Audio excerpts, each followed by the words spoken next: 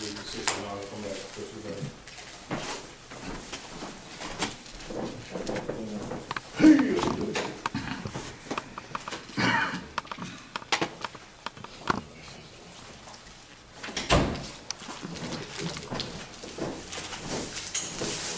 Don't need you all, save some. Loosely, before she puts, we won't have to go over this again, when she puts the tape on. Just Angie, you not work that camera again? You gotta fix this, clock that couch out, and find it all.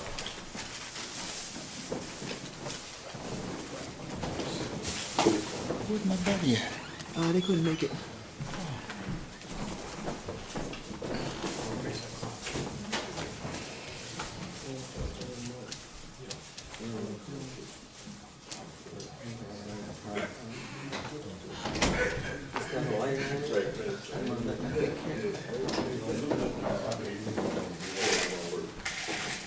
That's why I asked you if you want to. No, I don't want this one recorded.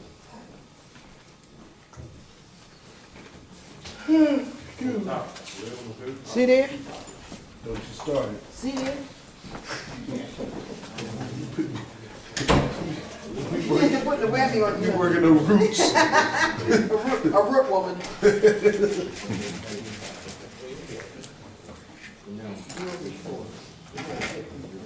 Everybody know what that is? No. My hair does, so don't say, because I know it is. Right?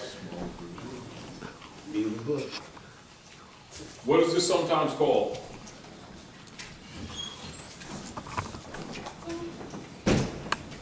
In layman's terms. Foot.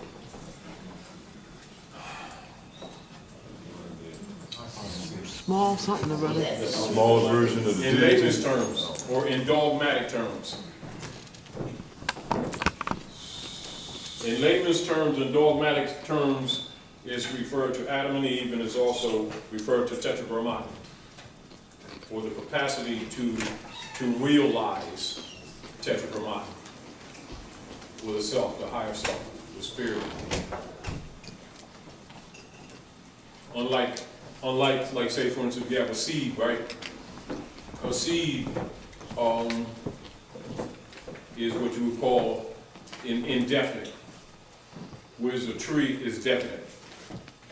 And so a tree promises, a seed promises or has the potential to manifest what the tree is that produced it, and that is understood, yet it is not seen nor tangible. But it is understood. And so that's a way that you can look at what is referred to loosely as a spiritual level and the physical level, in a sense. Because altogether it can't totally be expressed. So whereas you say it in words, that's a way to say it. But keep in mind also that the systems or the philosophies by which this is comprehended are complex. And this would be Kabbalistic, or the levels where the priesthood learned. You understand? But yet for everybody, but yet not taught to everyone. All right. So that's just a nuance I wanted to throw up there, and not necessarily get in it because you need a lot of other information to really comprehend it. But it's important for you to be familiar with it. This is by necessity of, how would you say, slaying the dragon of belief systems to steer people closer to what the truth is. Because within those belief dogma systems, they're enslaved. It's giving you something to go with. You know what I mean?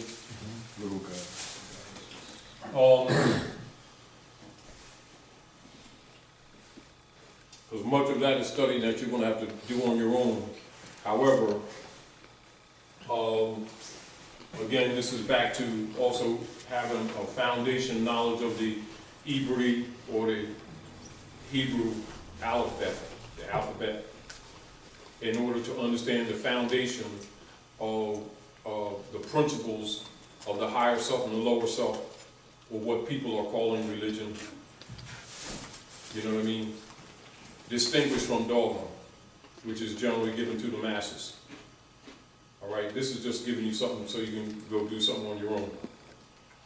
Give you an idea, because some things that we might mention may be in these realms without necessarily explaining it, so that you'll be familiar, so you have a reference point, so that when you go home and do your homework, you can do some research and free yourself a little bit.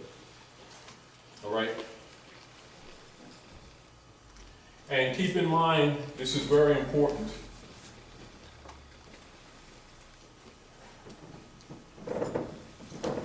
And we went through this before, but it's important to keep these concepts in mind.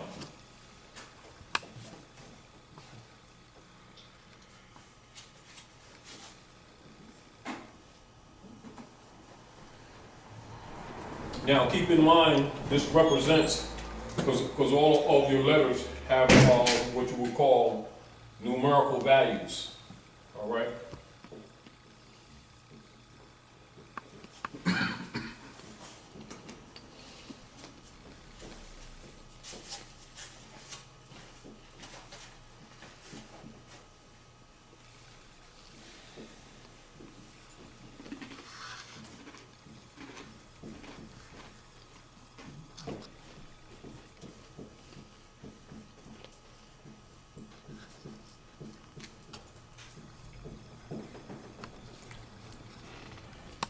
Now, keep in mind also, when you get into the science of this, that expressively, when you refine it to its most refined level, the whole thing is feminine. Do you understand? But for comprehending it in the physical plane, we give it the duality. But yet, all of this expression can only come through here. You know, as an example, one divided in itself can only equal one. One multiplied by itself can only equal one. Therefore, the expression or the reflection is necessary. So it's expressed through Beth, or the second letter of the Hebrew alphabet. And keep in mind, Beth in the second letter of the alphabet symbolizes house. You see? And this is where you get the term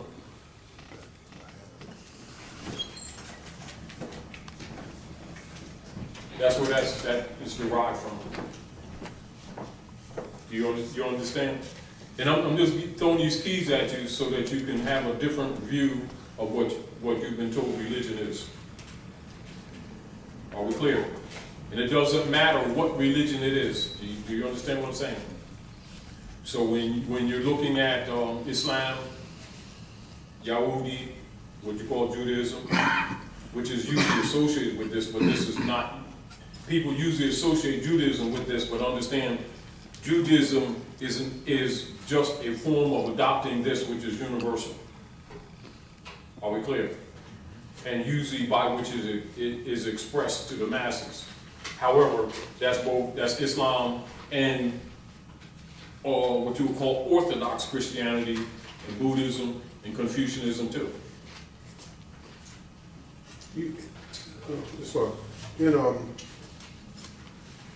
That's the Hebrew. That's what you call Hebrew. Okay, because in Arabic, it's Aleph, Ba, Fa. Yeah. They separate the Beth. It's Aleph, Ba, Fa. And, or yes, or connected to, It's like it make, or bound with. yeah, they don't make it, it's two Yes. different, yeah. Yeah, that means bound with, Okay, combined. yeah. All right, same thing, but it must be. And I'm throwing this because if this is comprehended, one is not confused with. Can still be confused, but is not confused with the doctrines that they give you in religion. knowing that they have a Kabbalistic background. Do you understand? And that their personalities or personifications are given mainly for children, and including the story forms. Do you understand? Not to be rejected, but to be accepted for what they actually are, not what they're assumed to be. You know, like real people necessarily, though some may be real people, some may not be. But they're expressions actually of your evolution from the seed of the expression of the creative forces into the manifest, and also with a reflection of that which made you. Do you understand? Or having a look at that which made you really is what it's for. And so you have to come to at least the number 2. And of course, we're going into the science from 0 to 9, but we're not going up there, but we're just keeping it simple. In order for you to even multiply. So to even be fruitful, to multiply, to have expression, that's why it always says, and the air or the Father breathed on the waters. Of course, the waters is the womb, you know, and created a child, and therefore it's expressed through Beth, and this is why everything is expressed through the woman, or she's like the stargate. Yet she herself actually even produces the son, which is first a female anyway. And so Father is actually the process of creation and not necessarily the being. And so we as males are the expression of part of the process of reproduction. You know, whereas we may look at it as absolute gender, and that's not exactly true. So the male is really the mother pushing herself out on what you would call positive for the expansion of expression, to come back, to pull back in, to expand the comprehension and understanding or experience. So essentially, the masculine principle is a degenerated expression of the feminine. That's why it cannot multiply. And it can't divide. And even when the cells divide, it's called what? A daughter cell, isn't it? Even in agriculture, when leaves pop up, first thing you see, when the seed opens up and begins to express its origin, it has 2 leaves, and they're called daughter leaves. So that explains that the woman only has the mitochondria gene. That's why she's an X and we're a Y.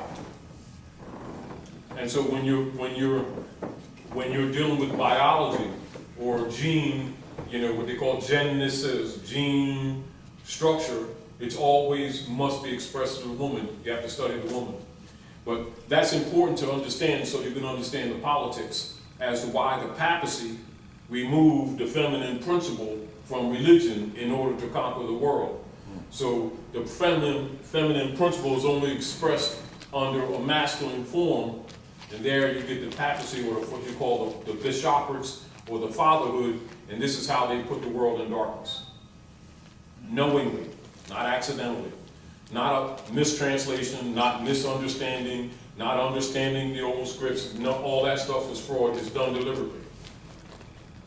Do you understand? And because the masses of the world are under the influence of the papacy, which is why we're in trouble.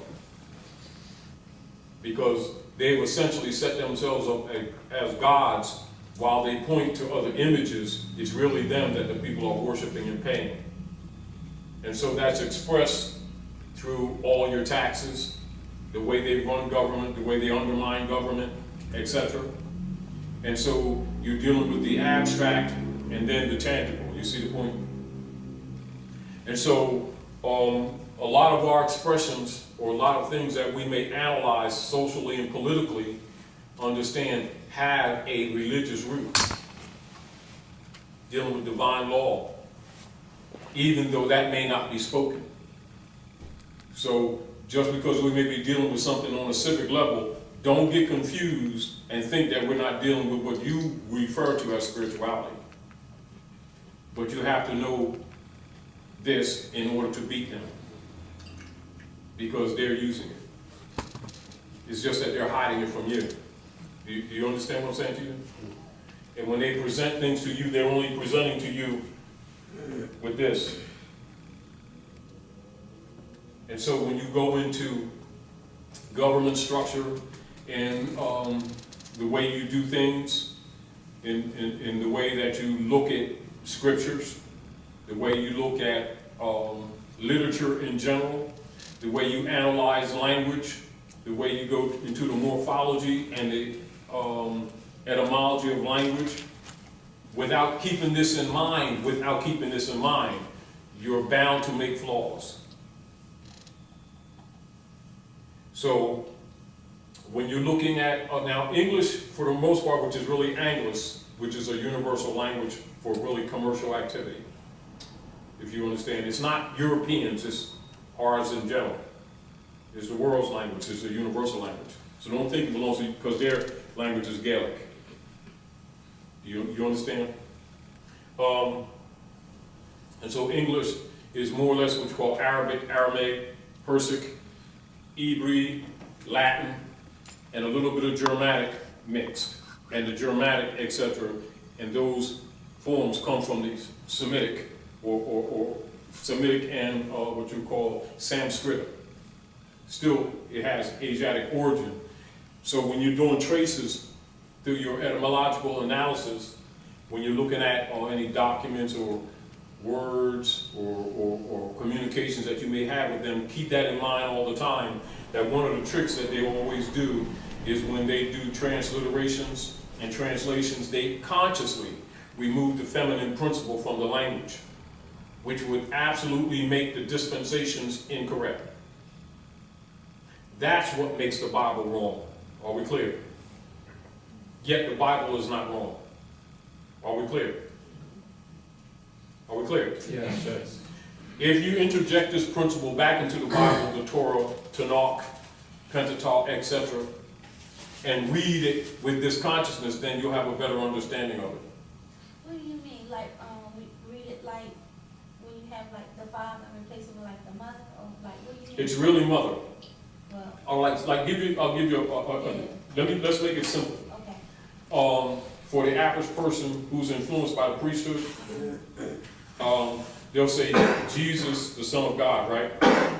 Right? And they'll give you an image with Jesus sitting on Mary's knee, right? Mm-hmm.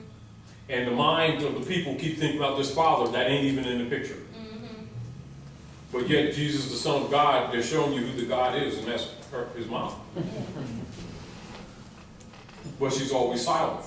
Mm-hmm. And so the mind, the way they teach it, you're imagining in your mind this other being somewhere who's a male father, when actually it's really talking about her.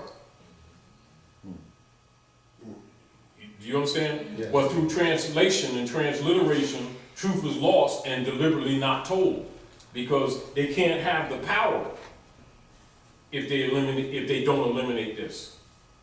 Because this is one of the tricks that the priesthood use in order for world conquest.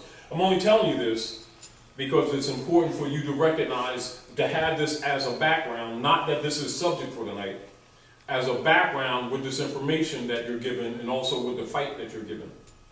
You must understand that the frame of the mind of the masters who are messing with your head.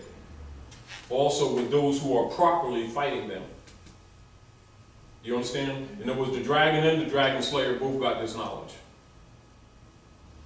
You know, and so if you're coming along in the battle trying to upset the apple cart of the dragon and not aware of this, you have a tendency to fall victim to some of their areas when they're writing to you or they're creating instruments for you, and you forget this rule.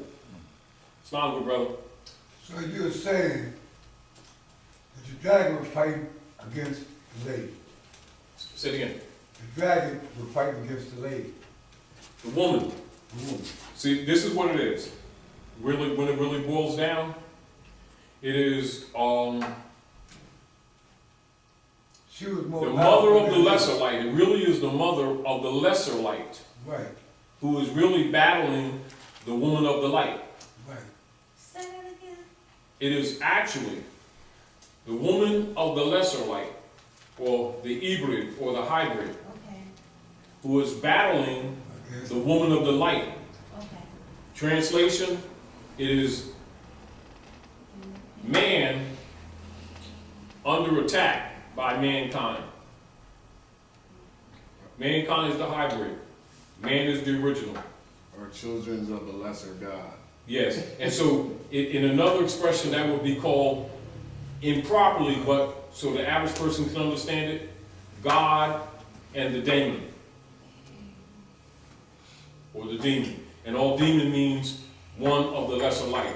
It doesn't mean good and evil in the kind of way that people are told.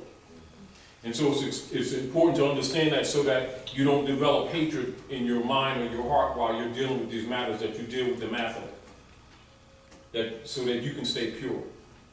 Because ultimately through the battle you got to try to stay pure as you can, even though the tendency is to be getting into anger that would make you sick. Do you understand what I'm saying to you? So it's important to really know what you're dealing with in order for you to kind of battle even with yourself, to keep yourself what is called equilibrium, kind of balanced.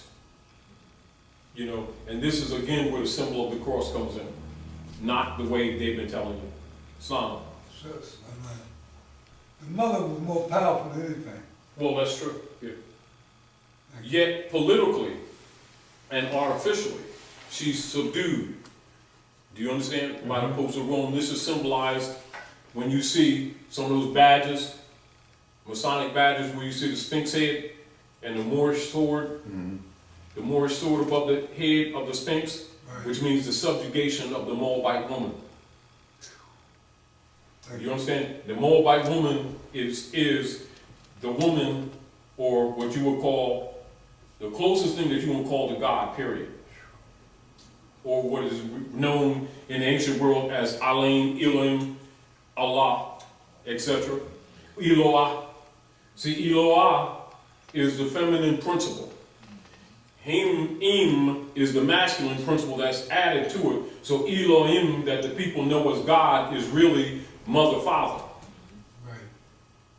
Do you understand? Yet is expressed by the priesthood only as a masculine entity, which is a fraud. Now you understand why the popes don't have women. Thank you. Now you understand why they refer to themselves as vicar, the substitute, because they daggone is only a substitute. However, they rule the world because the people have bought into their presentments as being legitimate. Do you understand? And the point that I'm making to you, because it's important for us to be battling these battles with the Europeans who are waging what you call genocide via economic warfare and other subtleties of shooting situations, that it's important for us to get back in harmony with nature in order to have the capacity to slay that dragon. So we cannot be ourselves live in the lie and then beat the lie. No, excuse me. You said demon means Lord God. D-A-E-M-O-N, like they say demon or daemon. Okay. It really means God of the lesser light. So the demon is still a God, isn't it? It's still something that was what? Invoked, called upon, or poured out, which is what the word God means. God does not mean the name of the supreme being. God means to invoke, to call upon, and to pour out. Fact is, anything that is invoked, poured out, or called upon can only come through the womb. That's right. This is another reason why it's important for these fundamentals to be comprehended so that women who have been influenced by the priesthood, you know, can come out of the dark. Because if they're in the dark, her sons are definitely going to be in the dark. You know, now, one of the safety nets that the priesthood set up to protect themselves in their corruption is to convince us as sons that we're stronger than mother. And in doing so, we have expectations of ourselves, and they have expectations of us that we cannot produce. However, our belief systems lock us in that position, and that makes us easy feedings for the vampires. Because you're off the key string. That's why we gotta bring equilibrium back. Right. And the way you do that is telling the truth. Do you understand? And see, so, you know and I know that the majority of people, when they say Allah, they're thinking about a male. Yet Allah is a feminine principle. And even though Elohim is mother, father, they still look at that as a masculine principle. But its major force, even though there's an equilibrium to be brought in, its major force still is feminine. Alim, still feminine. This is why, for instance, like when you do research, etc., and you go into what you call ancient religions, you will always go into what female deities. And of course, the word deity actually comes from deity, which is really the ancient name of the planet Mercury, which was a communication center for us throughout this particular solar system. It has nothing to do with a being, it has to do with a planet. That is essentially a communication center. You know, but our mind doesn't operate because that's not the way the history was presented to us. And so we don't think in the concept of, you know, just like for instance, you're looking at the equipment there, say Sister Nyla's in here, or like if Angie was running the machines, that would be the communication center. Well, that's what Mercury played in this particular solar system, not that the other planets, major planets, didn't have communication centers. That was the major center for communications in this particular solar system because we didn't always just reside here on this planet. You know, and so the concepts of the technology and the degrees where we were on in our light packages in other levels was lost, you know, meaning that we actually regressed, we fell backwards, if you get the point what I'm saying. Our perceptions of how we look at our own selves and our real ancient history has to do with what are presented as certain God forms today that are more fictitious than real, but are more expressions of us trying to recoup or retrace ourselves to where we left off, like before the great earthquakes, you know, and before, say, a couple of the sessions of Nibiru came through, or something like that, where certain information is lost, and then we have to start all over again and recoup. And so a lot of these sigils are really little pieces of information that were set up and given personality in order for us to try to find ourselves again. Now, because Mercury is a communication center, and because the communications were that's like a central point or hub where the communications were made with all the rest of the lords or the rulers of the major planets in this particular solar system. This is even before anything going outside of this particular cycle or solar system. Because of that communication system, Daoiti, or the name Daoiti, is usually associated with all of the major planets. However, there's only one deity, and that's Mercury. And so this is where people get the idea of, you know, that deity means a god and all the deities, you know, like that mentality, but it's not really true. It's generally loosely associated with the other rulers, and so they're called deities, but there's really only one deity, and that's Mercury. And that's just information for you so that you can look at the Bible, Torah, Quran, the WASPI, the Vedas, and all the other books more properly, because the assignment of personalities to forces and powers have brought the world into looking at physical beings, and mostly males, in their perceptions of the powers of the universe, which is totally incorrect. And in doing so, it makes them absent of the capacity to exercise the powers. So in order to exercise the powers, as you might say, of God, it's kind of low, really, because it's really above that. It's got to be balanced. And if you go into anything without that balance, your concepts will be absolutely wrong. Absolutely wrong.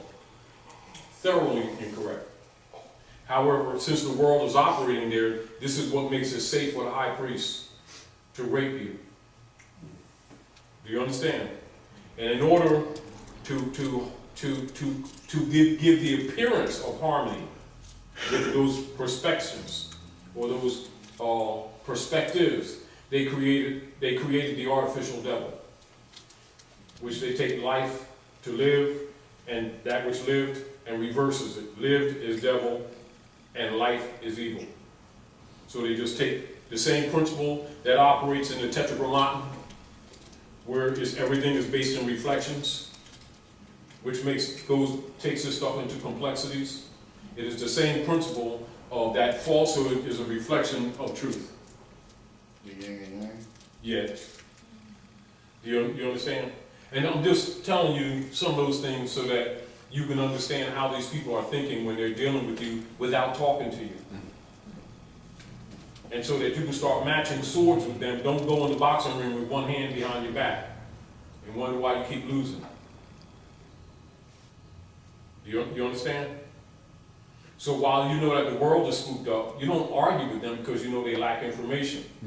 But don't go dealing out there in your own mind when you're saying Allah and Elohim, thinking masculine, think feminine. Right. You don't have to say it, think that way, and it'll stimulate your chakras. Wow. Because reason why a lot of the chakras don't activate is because we're off balance. And then other people are trying to sell you some systems by activating the chakras, when really all you gotta do is be back in harmony with nature. That's absolutely does it automatically. It's no big thing. You don't need you gotta do like this and put a, chocolate bullets that you gotta do like that. You know, but they make you think you gotta go through a whole bunch of this is the seriousness. Right. Well, breathing is good, but I'm just telling you. Really.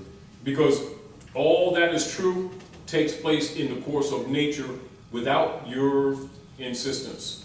Except when you bought into the dogma, you shut down your own pineal gland. Okay. Which is the pine cone. Do you understand? Which is the eye. Right? So that eye is shaped like the pineal gland in the middle of the brain. You see?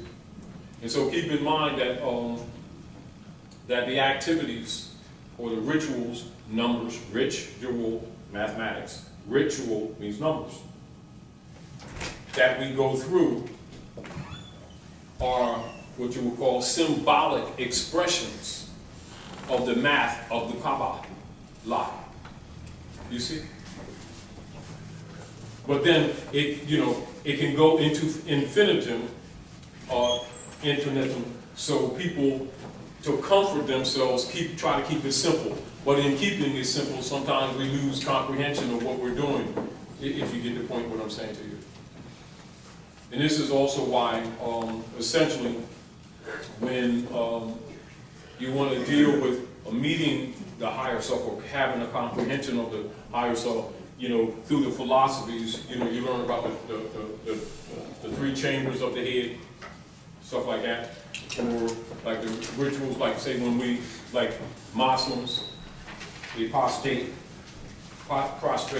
themselves, burning the forehead, signifying the activation of the thalamus on 7, or in the church when they say anointed my head with oil, stimulating the pineal glands. It's really symbolic. All that only means that. You know what I mean?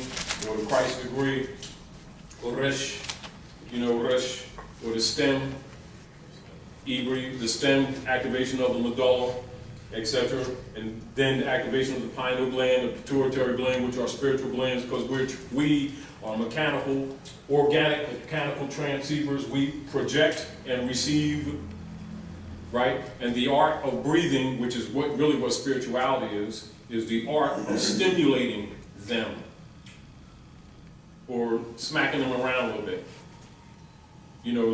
Like they're a little stagnant, they're sitting in a corner, you ain't been using them, so you go in there, knock the dust off, and they go, what? That's all it is. All right, so spirituality is breathing, the art of breathing, right? All right, so everybody, let's Put your feet close together, your knees close together. And put your books to the side. And lay your hands palm up on your knees. Right? And you maintain, this is one of the meditative states. And keep in mind that prayer, meditation, and contemplations are relative. Are we clear? Yes. They're degrees of the same thing. Prayer being the lowest degree. And that's the lowest degree that's given to the masses. And the reason they're usually never taken above that, because the priesthood can't live off of them if they teach them higher. Are we clear? Yes. Meditation is the next degree up. Are we clear? Yes. Contemplation is the highest degree.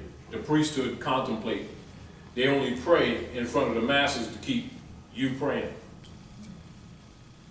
So they can shear you while you're, you know how you get the sheep in, get them all comfortable, then you shear them, and then you wonder, hey, it's kind of chilly outside. And the priest up there, yes. He's got this smock on, they took all the wool. You know. See, nobody told, you know, the sheep herders and everything, and the sheep is under the comfort of the shepherd. Boy, he never told him he was a carnivore.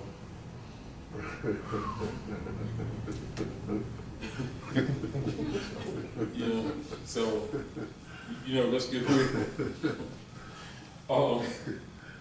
So you concentrate, right? Concentrate, contemplate, right? And you stand quiet for a while, right? And you try to concentrate and move all thoughts from your head. It's hard to do sometimes, but after a while you get used to it. And after a while you do it naturally, and you can even do it when you're busy, just like any other exercise, right? Then breathe in, on the count of 3, breathe in real strongly and fill your lungs and your stomach as much as you can. And you're going to hold it, and we're going to count first to 5, all right? All right, 1, 2, 3. Breathe in as much as you can. Hold it. Count 1, 2, 3, 4, 5. Now push it out. Push it all of it out. All of it out. Push it all out. Now hold it. 1, 2, 3, 4, 5. Pull it in again. As much as you can. Almost stretching. 1, 2, 3, 4, 5, 6, 7. Push it out.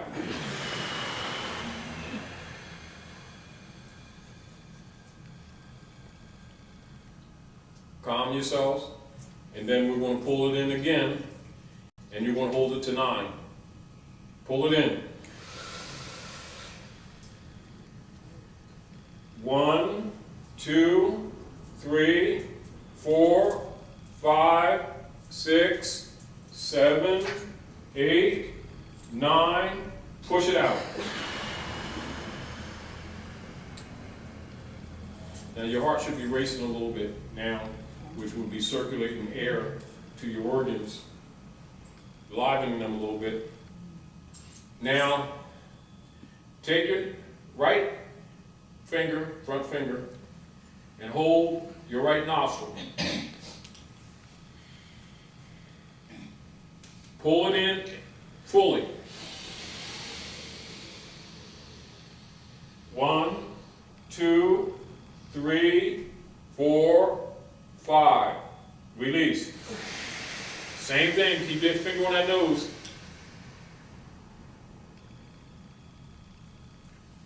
Now reverse it. Put it on the left nostril. Pull it in.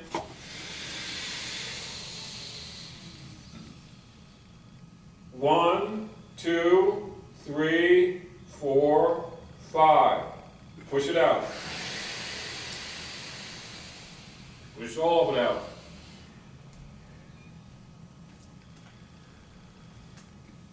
Now, hold both nostrils. Pull it in your mouth.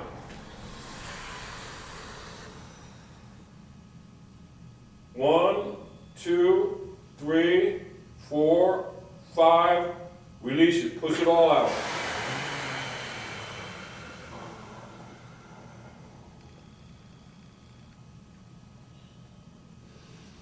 All right, breathe in deep. Let it out. Push it all out. Breathe in deep. Hold it. Push it all out.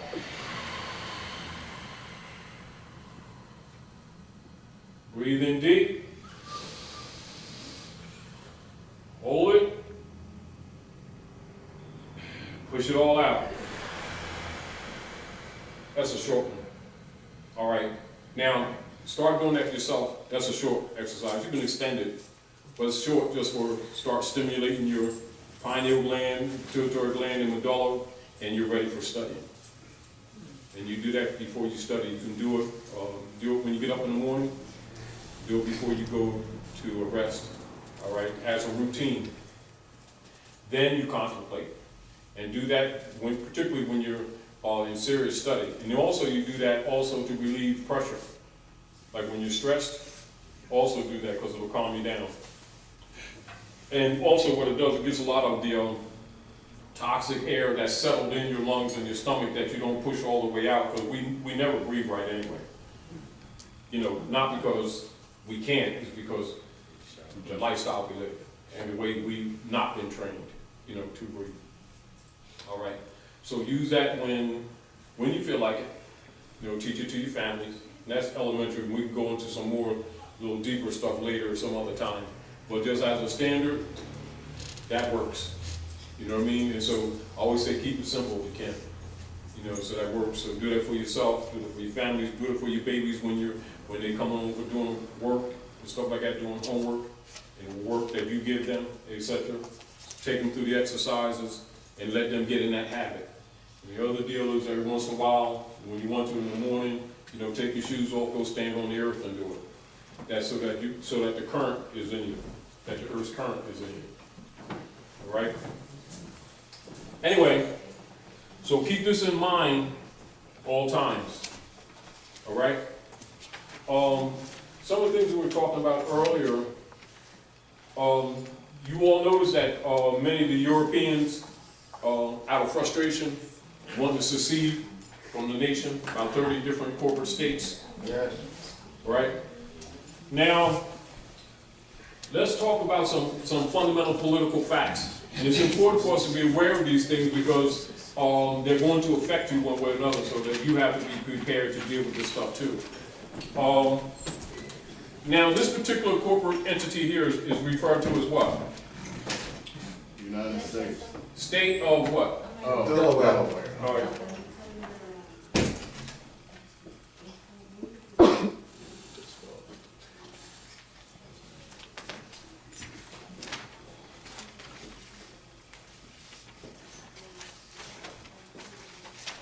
Now, as you all know, there's about 30 states that are seeking to secede.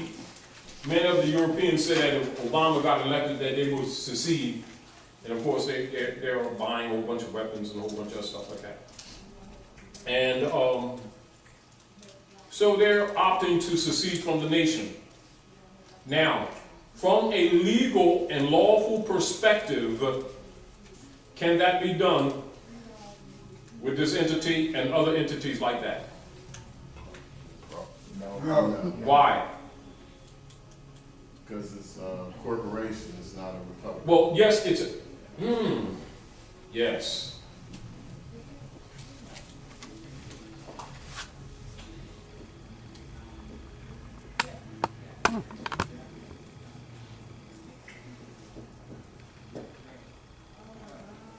Now, with the republic, sovereignty resides.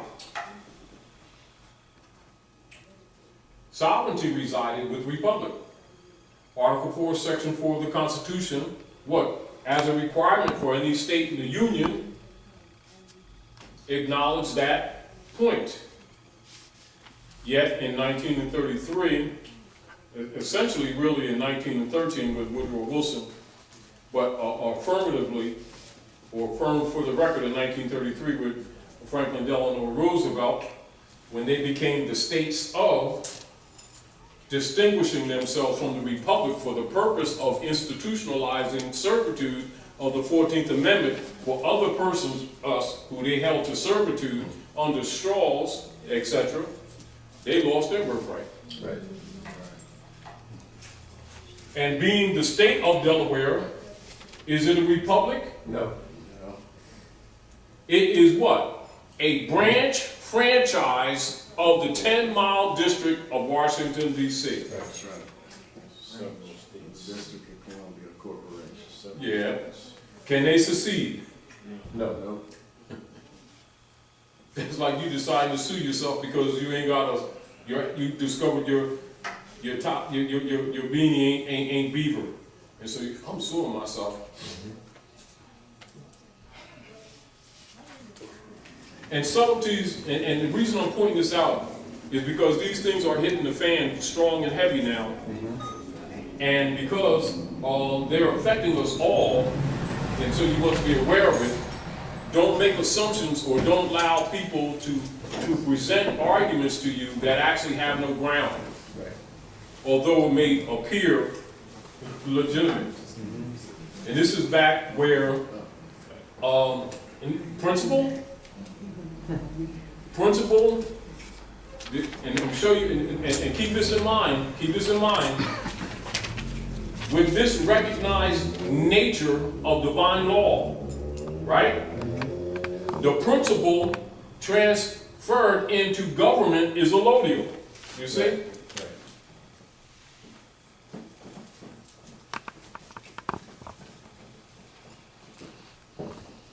Whereas this is feudal.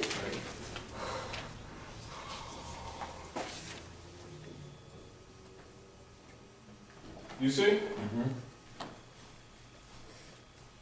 And so when they violated the divine laws of the Constitution, all legitimate right of claim or any sovereign powers, granted or otherwise, are dead. Yes.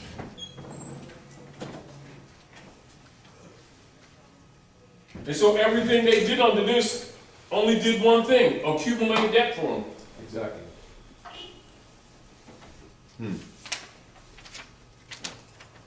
And yet their concept is that they're screwing us.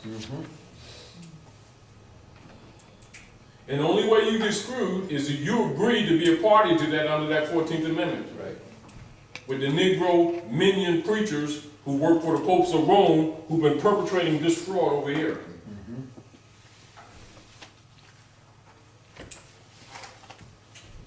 Which is the role they play in the priesthood degree, as expressed in Article 3 of the secret Treaty of Verona. I mean, I'm just tying those things together so that you can look at them. You understand what I'm saying to you? And keep in mind, though these things aren't necessarily talked about in conversation, when they're dealing with you in all economics and politics, that's already the canvas of their thought.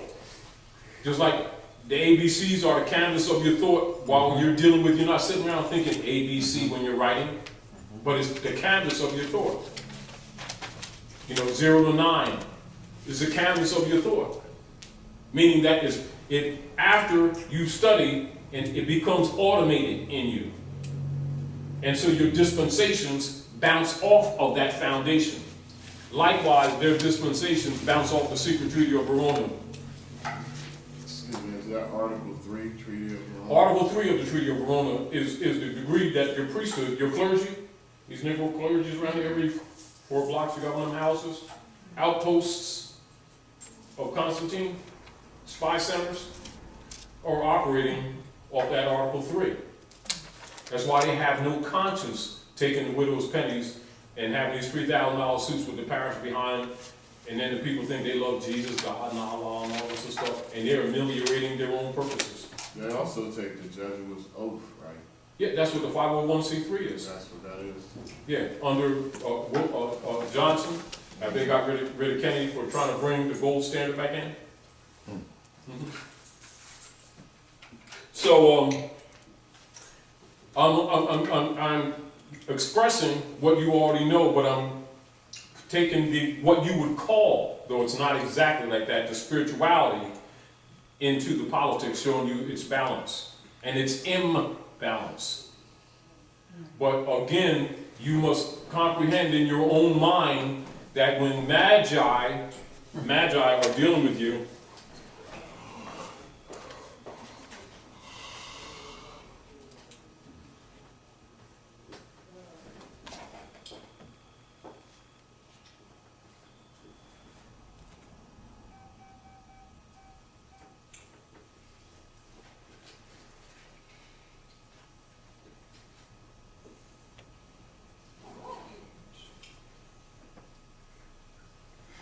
when the magistrates are dealing with you, that understand that they're magi.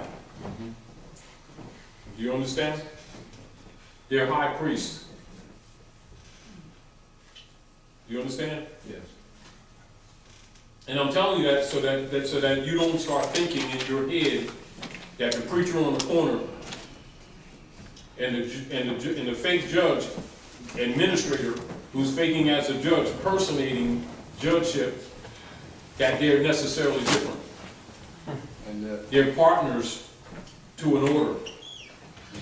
the administrators, which people think they're judges, they're really administrators, they're administrating the bankruptcy of the United States. Right? Yes, but let's go beyond that. They're administrating the fulfillment, or what is called delivery, of the nations to the popes of Rome. You know, so I'm only saying that what you already know, going to actually the foundation as opposed to a surface argument that's totally legitimate. However, most people don't know to look below the next blanket. You know what I mean? And so they're administering, they're fulfilling their oath to the popes of Rome.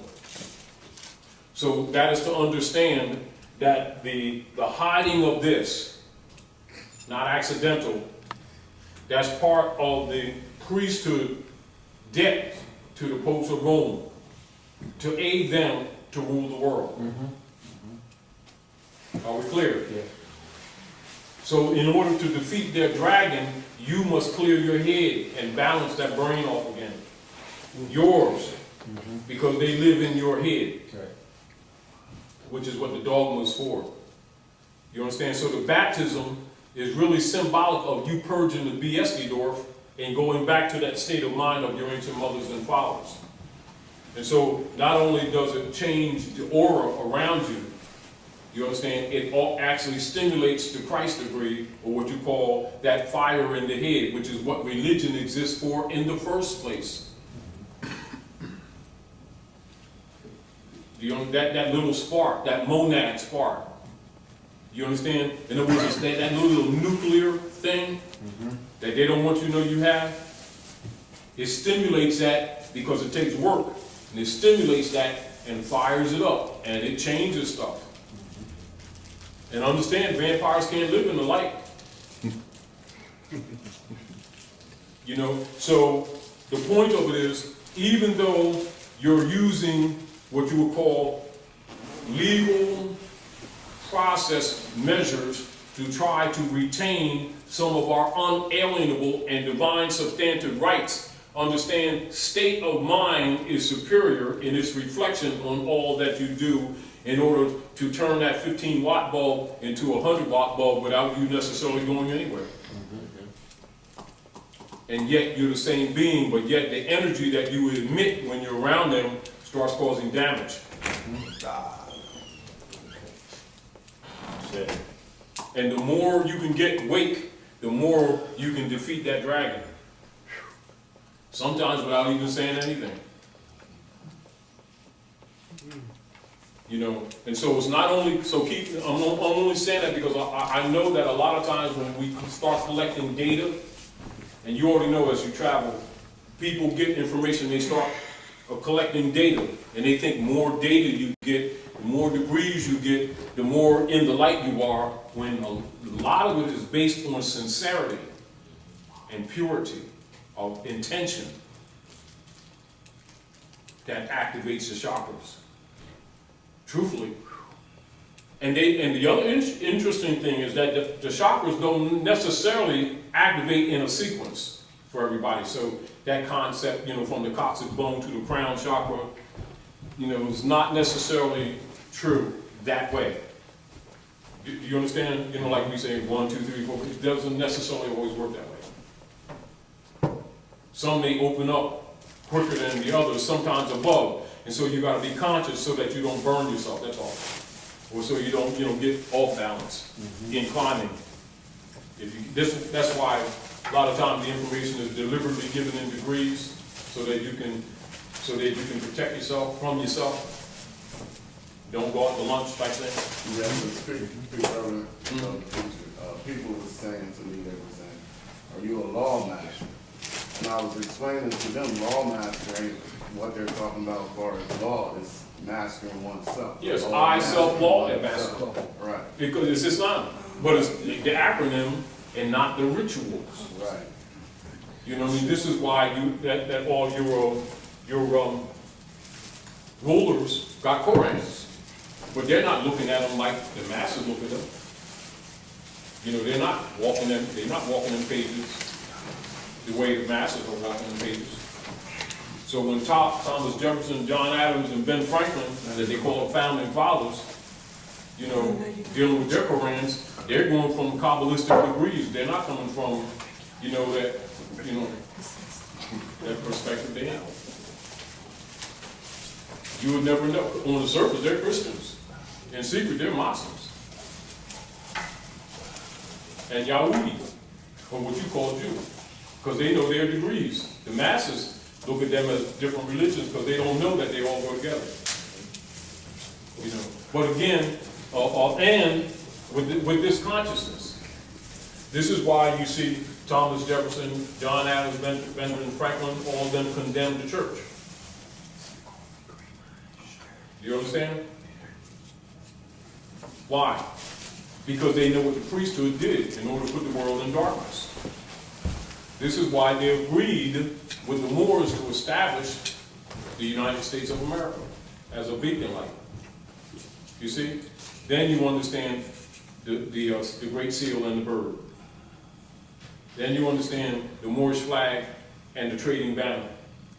Then you understand why lately Obama and his wife conveniently get a lot of their recent pictures snapped with the Moorish flag in the background. Or when Hillary was speaking for peace relative to these embassies that they're having this problem, she has 3 Moorish flags behind her. It's not accidental. Do you understand? But they're signals. Do you understand? Because they're trying to save themselves. Because that's over. And then the Europeans talking about, we want to secede. No, they're not. They think they is. Islam. They with you? Yeah, he's with me. Islam, brothers and sisters, RossandRideBFaithPublications.com. Oh, you're so sweet. She always doing stuff. She be hooking her brother up, bro. Yeah, this that thing for the Southern law. You only have a few just like we usually, right? What? The pictures? Yeah. I'll make sure the sisters have them first. It's about 20 or so, so I kind of just check it out. Pass it along. What do you think of that? Islam. Sister Street. Then we can share it with the brothers. Paul.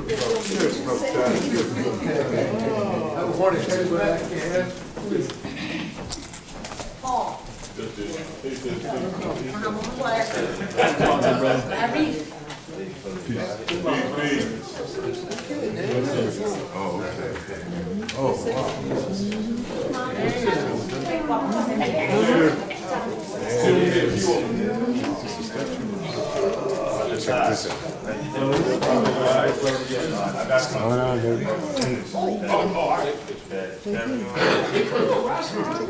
No, but listen, guess what news we found out today?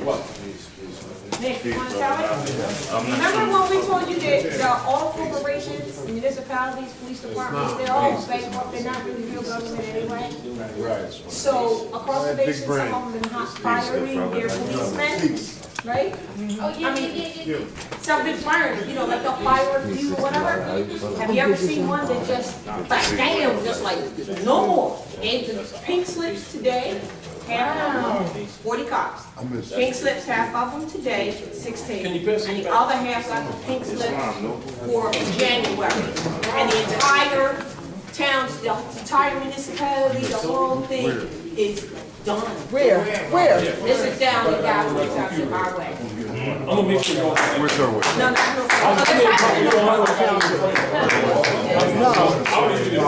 yeah, you know that. So check it out. In North Carolina, we all know that the officers were warned to put their stuff in, because that's on the site, that was big news, into someone else's name, because they were gonna get sued by the people. So don't think that the reason why they're there following is the one we were talking about today. It is because people like yourself and others have been going into, number one, going into the courtroom and not walking out paying anything. They're challenging them. So that means that for that day, when they do their reports on finances, they didn't get what they usually get. Then at the end of the week, they didn't get what they usually get. Then at the end of the month, they didn't get what they usually get. Then at the end of the quarter, 3 months, they don't get what they usually get, so they eventually they were going to, they're losing.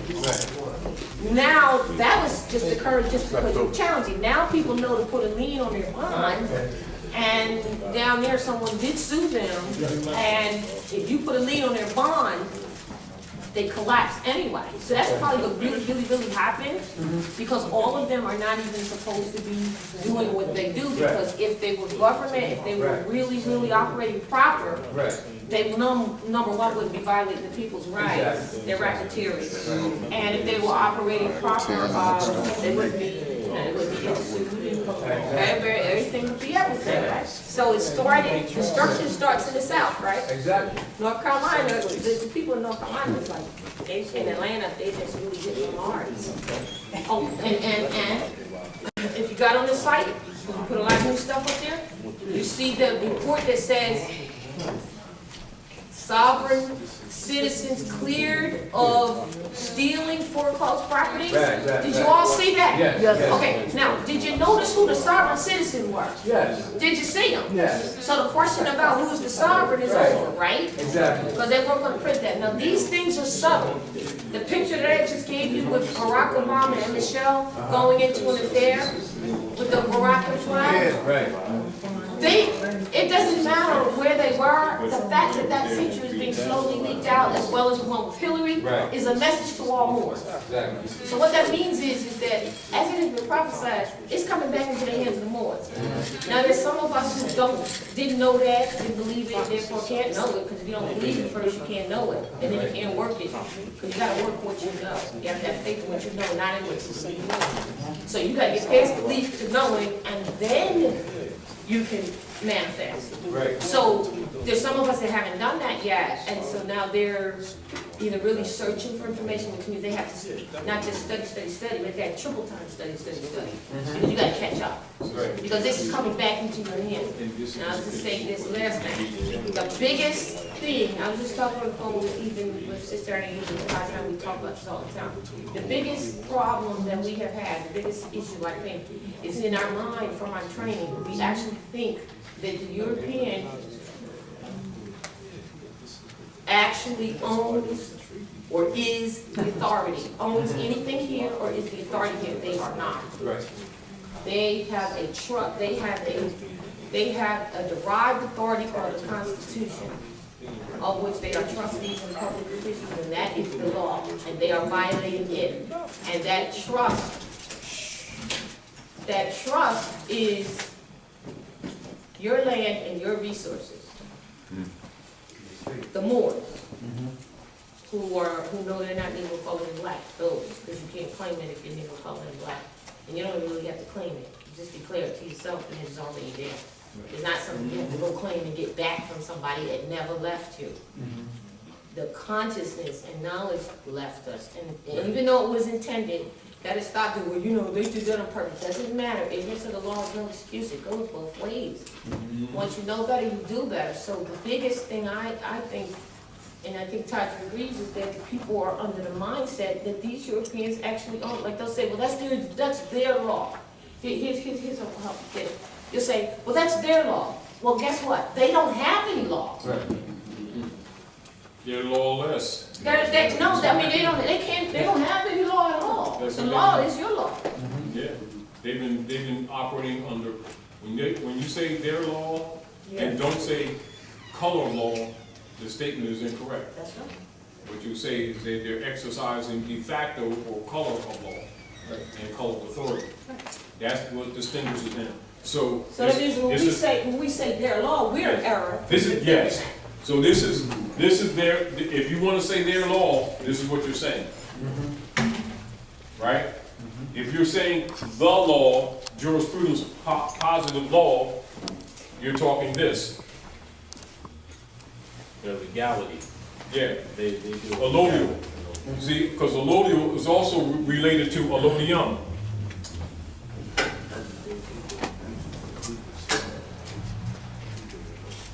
You see? And that deals with what?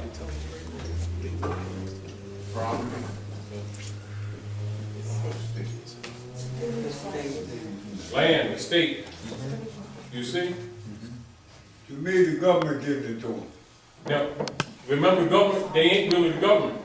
The issue is your government, you've been undermined, Right, they're imposters, right. they've been pretending to be the government, and they've been operating or moving instruments against your estate, and have taken the E off and made them into states. State corporations. You understand? So what, is it safe to say that instead of the gold, they replace the gold with the land? No, don't get that confused. When you're talking to gold and silver, you're still talking to land. That's what it's. That's your resources. See, the gold, the silver, and the commerce belong to the citizens and the citizens alone. But the natural citizens, you see? Now the problem, the distinction, and this is redundant, but it's important for us to keep this concept in mind, that in their dealings with you, and when anybody is making any argument that sounds like what is called sovereign right of land and resources, the European is impersonating being American, and has for the most part not gone challenged. Right. Are we clear? Yes. The European occupationers are posing as white men and have for the most part not gone challenged, and nevertheless have been supported by us agreeing that that's who they are, which gives them right of claim, even though it's flawed, by virtue of our status being flawed. Do you understand? So as long as the heirs of the estate demonstrate that they are what you would call not competent, or you got smoked pork in the brain, some type thing. As an heir, you're incompetent to run the estate, which in its nature, by default, kind of gives them what you will call mandate continued by default in matters of your estate. Particularly when you or if you are transacting business in their names, which exemplifies it from a legal perspective, giving them the capacity to exercise authority over your estate. And then if they've successfully gotten their minions to convince you to be a minority, then that means irregardless of age, you're incapable of receiving your estate, which keeps you in a wardship status. Right? Thus, them still controlling your estate. You know, so these little subtleties are simply legal processes and trickery that they use, which is why you really must have a good canvas background of the real politics so that you don't fall unconsciously victim to perceived words and conversation without challenging them. Because you can be making a lawful and grounded argument and then interject a relationship to your status that's neutral and neutralize your whole argument. It's like somebody can come into court making a totally legitimate argument from a law perspective and from a moral and ethical perspective, but going to court as Smith, Jones, and Johnson and the case is dead. Right.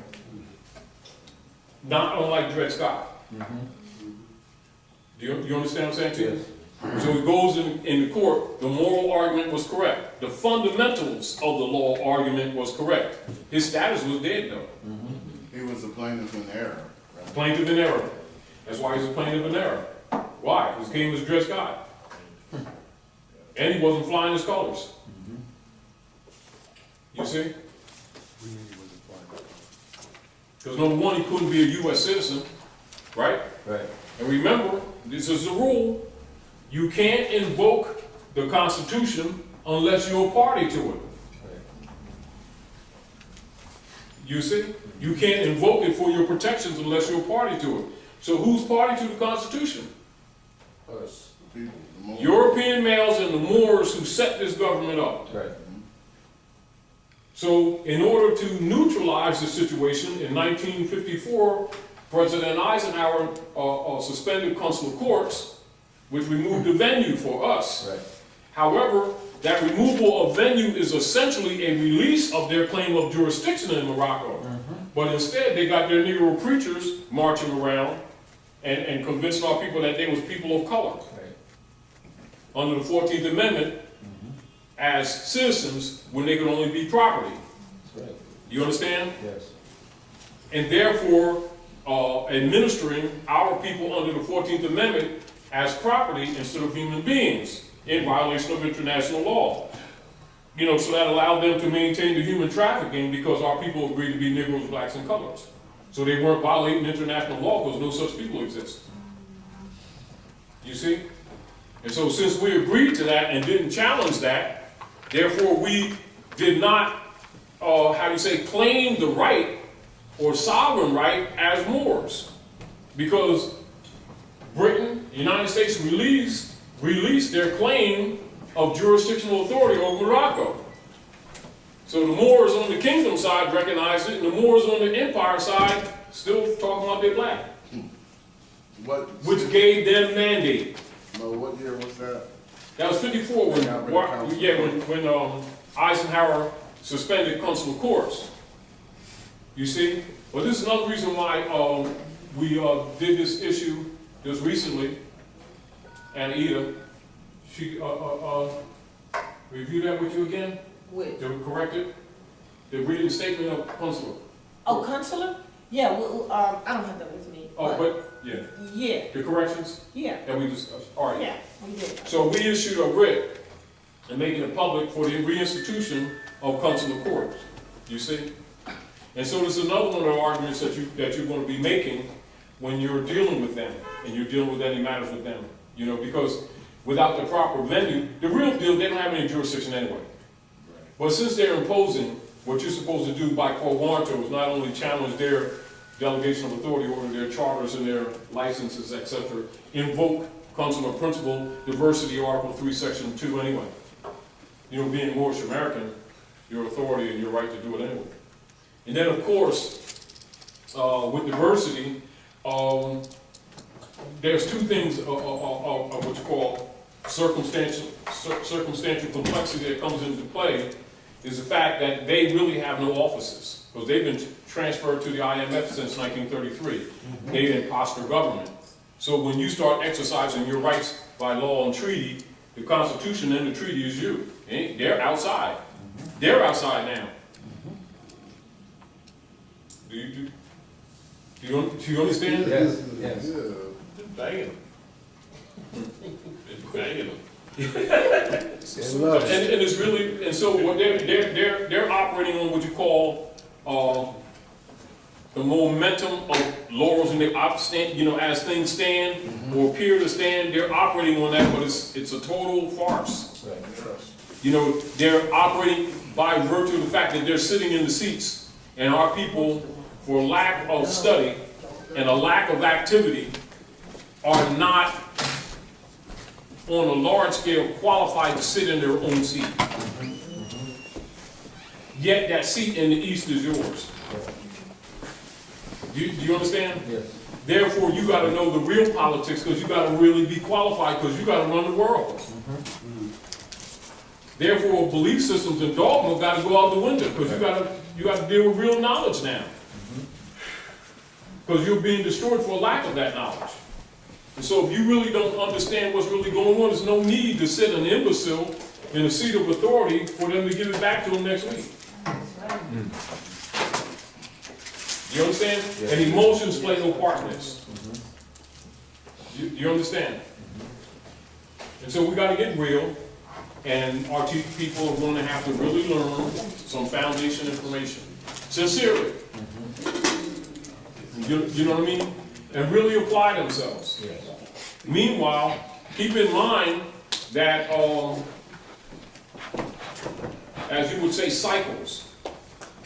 We measure time by cycle ages. However, because things are measured by time, as they may call it, time is not waiting. Do you understand? And so, irregardless of the positions people may or may not take, those things are falling apart. Yes. And so you're going to be forced to take responsibility. It's better that you do it willingly. You understand? Because things are going to be falling apart around you. You know what I mean? Yes. So the best thing for us to do is to start learning some of the rules. And so I always say one of the best ways to free people is to teach them some of the secrets of the priesthood. Because that's what allowed them to have power over you, is that they kept a part of your Kabbalistic knowledge from you, and then some parts that they did give, they codified and sold it. And most people didn't know what they got anyway. Do you understand what I'm saying to you? And if they figured out, they couldn't tell anyway. Right. You understand? But the real deal is, it's your estate.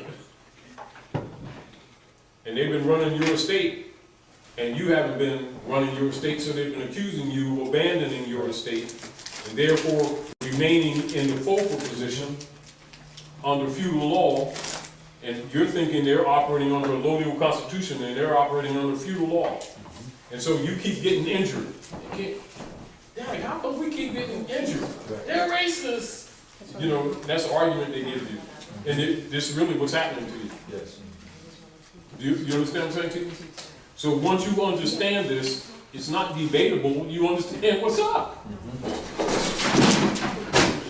So, Feudal law is like saying, I'm in so all your comprehensions, so when you're talking to them, right? because I don't know. And when you're communicating with them, you're always, this is in the back of your head. With you knowing that this is what's in the back of their head. With the purpose of hiding this. Right.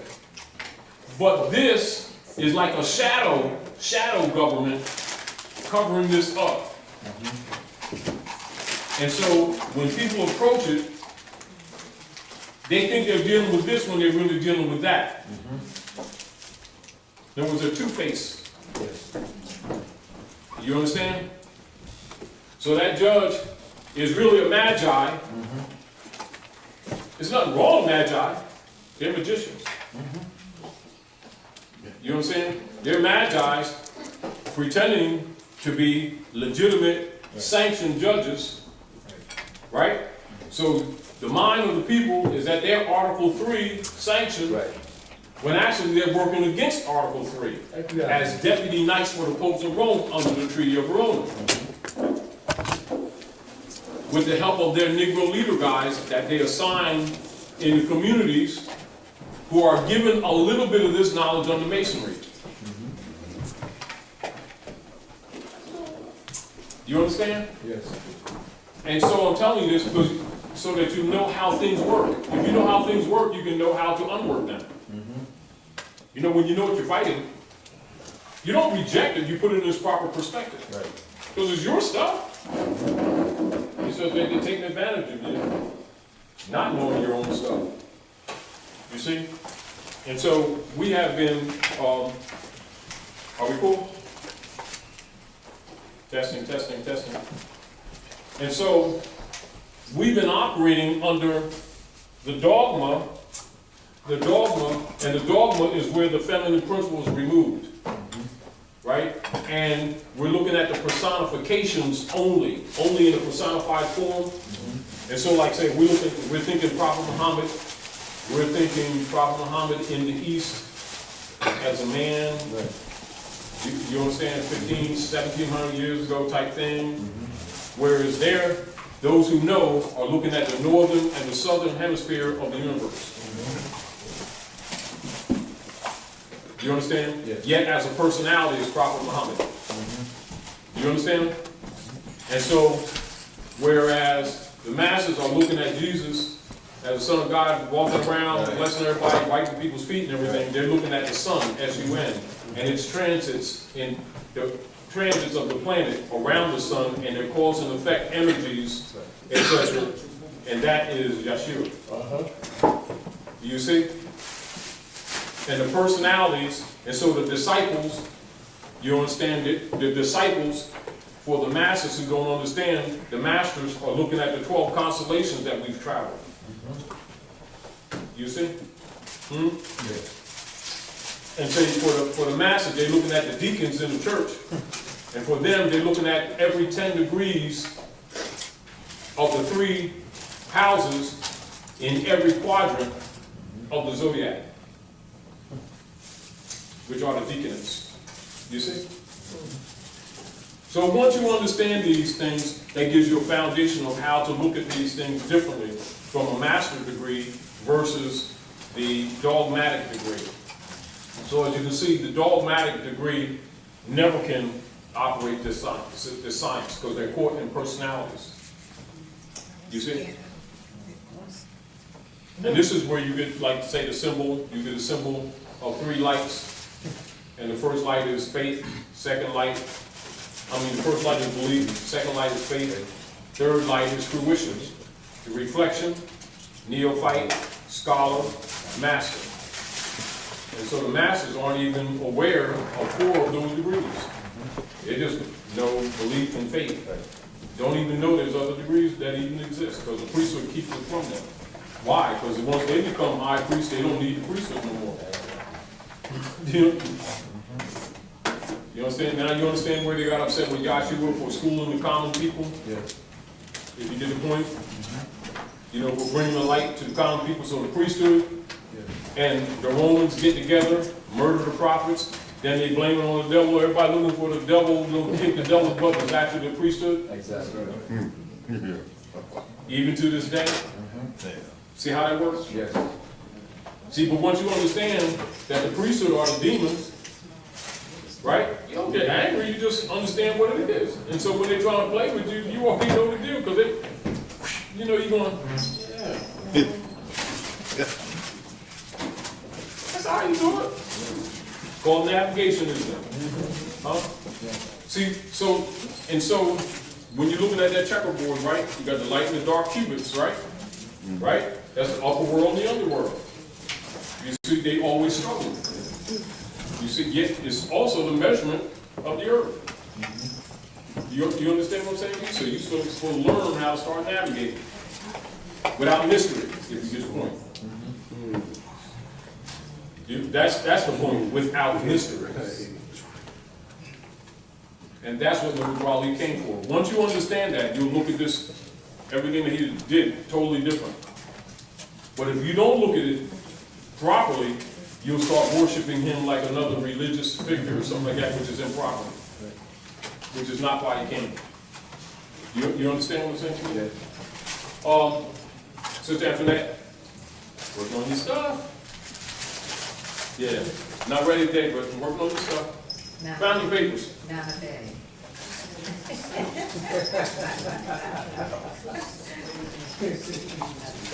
Found your stuff.